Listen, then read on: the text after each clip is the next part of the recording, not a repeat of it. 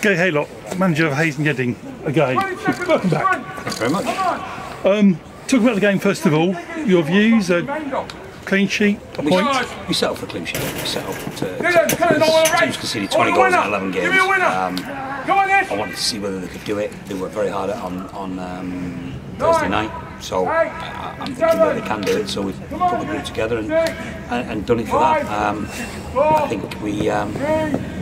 First half especially, we looked very strong with it. Didn't look in any danger, created some opportunities off the back of it, so it looked like it was working. But the way you want them to do that and keep their shape and slide and work very, very hard defensively is very tiring, and I think it showed towards the last kind of 10-15 minutes that we haven't done it much, or haven't done that kind of work, so they need to get used to that kind of work. So it's going to be 3 or 4 tough sessions over the next 2 weeks, and hopefully it'll start to turn then. Okay. Up front, a number of chances, but not an awful lot of shots on goal. True, but I mean, believe me, I've done the stats on this. I'm pretty sure we had shot domination. To get promoted, you need to have 10 shots and 4 on target, and the other team have to have less than 10 and less than 4 on target, and that's shot domination. If you have that, every game you get promoted. Those are the stats in every division, in every league, in every level. So. Did we have that? I don't know exactly, but we'll get there. I mean, I said to the centre forwards, you've got to shoot. There's a couple of times Elliot's turned down a shot.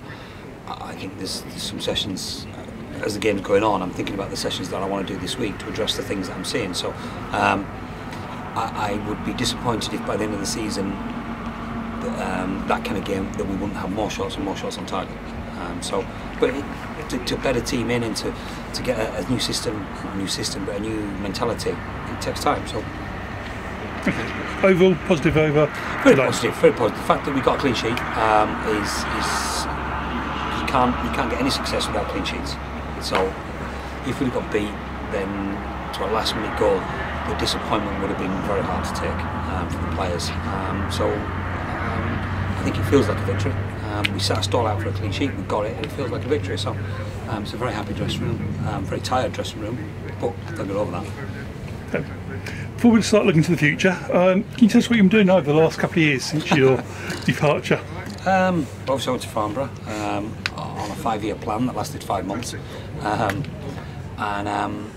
from there I went to Bedford Town and looked at buying the club, which was quite an interesting experience. I think I got offered a job at Exeter City and took that. So I've been scouting, coaching and analysing matches for Exeter City for the last 4 years. So some of that work will continue, and hopefully that'll work. But yeah, I've been involved in football, and it's been interesting. What were the circumstances on your return? How did it materialise? I was talking to the chairman on something else before last Saturday, and then after Saturday, then got a phone call to say, well, the job is available. Would you be interested in having a conversation? I came in and had a conversation on Tuesday morning, then had a conversation Tuesday night with the Exeter City manager, and then over the course of Wednesday, kind of lots of to and fro and backwards and forwards, and then it was confirmed on Thursday, and I drove up and took training.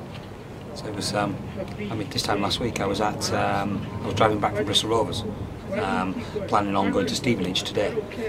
So it's happened very quickly. It certainly wasn't a planned thing that lasted for a long time. So it happened very quick, and I wanted to get back into this area, managing a team. Wasn't sure of the level. I've looked at under-18s jobs, I've looked at under-21 jobs, clubs lower down. So to be honest, I didn't think I'd get this opportunity. So delighted and can't wait to get on with it. How different do you think job's going to be this time around? I was going to say a rude word then. I can't imagine it's going to be that much different. We didn't have a lot of money last time. I think we got promoted off the 14th best budget in the league in the Conference South, and I know that we had the 23rd best budget in the league in the Conference. So I don't expect there to be a lot of money. I think there was always, because of the merge and because of what the plans were, there was always a little bit of uncertainty at the club. We always had to operate season to season, and I certainly don't see us giving out 2- and 3-year contracts now. I think it looks to me like the club has already hit rock bottom, and now it's starting to turn, and that's the kind of club we need to be involved in. Well, you took over following the merger. We recall you had a promotion to the conference within 5 years, a 5-year plan which you managed in 2. Any particular plans you got in mind now? No, no, it's been very quick. You've got to remember that I'd spent 6 months in the job at Yeading when I made that statement. So I knew the league, I knew what we had, I knew what Hayes had, so I knew that we had the makings of a really good side, and I was getting better at the recruitment. It's difficult. I've seen, I think, one other Conference South game this season, which was Gosport against Western. I saw Western play somebody else as well. I saw Western play Sutton, I think, I can't remember. But so I have no understanding, I have very little understanding of the level and what's required. Gosport finished in the playoffs last year and they're up there this year, so I think it bodes well. But I certainly, without having more knowledge, it's a very difficult one to make predictions, and I certainly wouldn't look to do that. What I do know is that the chairman would like to progress, so progression is getting promoted. How do you plan on assessing the current squad against the style of play you want to play? What is the style of play, and from what you've seen so far, do you think the players have got it, or do you need to bring some more players in? Well, we're short bodies. We've got, I think, 14, 15 players, so we're short at least 5 bodies. Now, whether that be young players, experienced players, it's a difficult one. Certainly learned an awful lot today. I've got a very good idea now of what areas I'd like to strengthen. And it might be just strengthening it, might be bringing somebody in as cover. As there was some tired players out there, and I wanted to make a couple of changes, and I couldn't because I didn't have any knowledge of the players on the bench. I'll get that over the next couple of weeks. And I don't think there's wholesale changes needed. There's certainly a lot of quality on the pitch. There needs to be more depth, maybe 1 or 2 areas strengthened. So it's a difficult one because it comes down to availability as well. If a particular player became available who's too good to turn down, then you might have to shuffle things around, and it becomes very much a juggling act. The job is not coach, it's manager, and you've got to manage so many different things. Budget. Well, I was in Sainsbury's this morning at 8 o'clock buying the food for the lunch today. There's so many different things that you've got to do. So it's you look at the group of players, they look a good group. So I'm not in any way disheartened, and I don't think there'll be wholesale changes, but there'll certainly be players coming in. What should the players expect from you, and what have you told them you expect from them? I've told them that they should give 100%. They should be coachable. That's it really, we'll make the rest up. I'm sure that they will. I like to think that I'm quite a light-hearted and don't take things too seriously.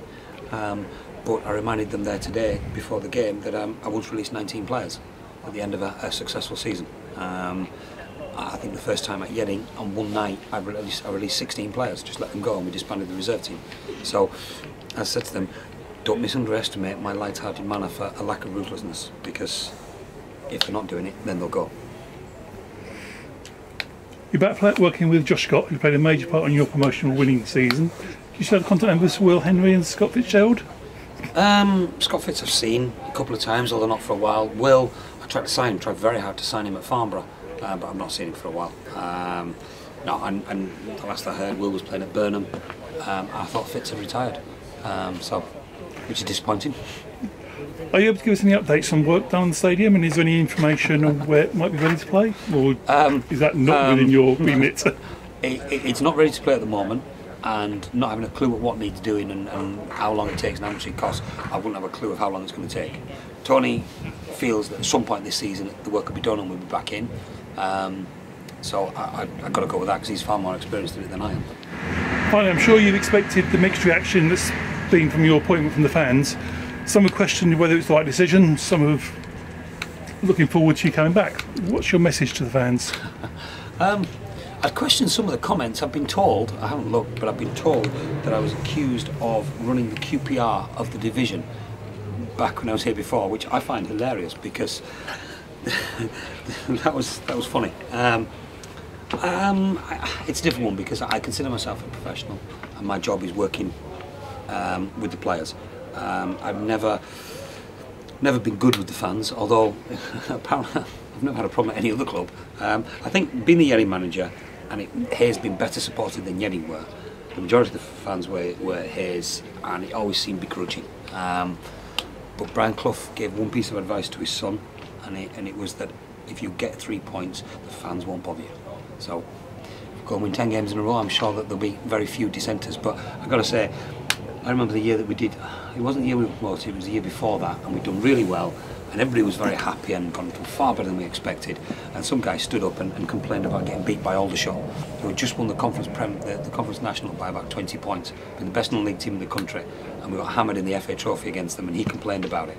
And everybody stood there and went, well, you can't please everyone. So I can absolutely guarantee them that there won't be a lack of hard work from me or the team, or the staff, and that we'll put the hours in, and that there will be 100% effort from everybody. And I've always felt that if the fans see that, then they'll accept anything else. Okay, thank you very much. Thank you very much.